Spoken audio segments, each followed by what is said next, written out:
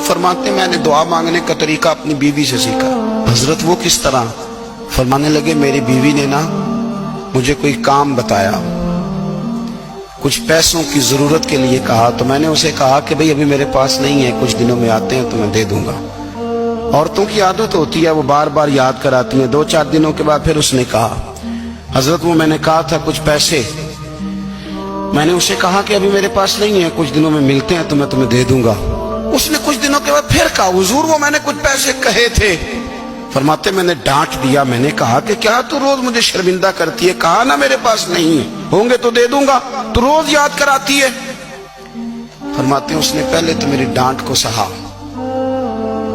फिर मेरे सख्त जुमलों ने उसकी आंखों में आंसू पैदा कर दिए, फिर उसने अपने आंचल में अपने उस दुख को समेटा और फिर उसने एक जुमला कहा तो मैं रो पड़ा और मुझे अपने रब से मांगने का तरीका आ गया।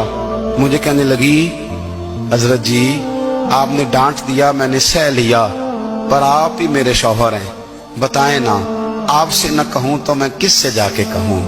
फरमाते मैं रो पड़ा और मैं खुल के रोया और मैं तड़प के रोया और फिर मेरी सिसकियां बंद गईं। तो मुझे कहने लगी आपको क्या हुआ?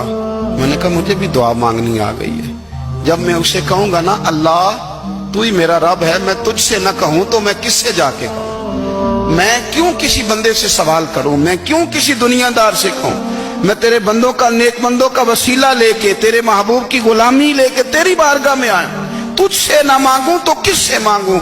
समझ आ गई है, जब मैं इस रंग में मांगूंगा तो तेरा रब मेरे ऊपर बड़ा ही फजल फरमाएगा।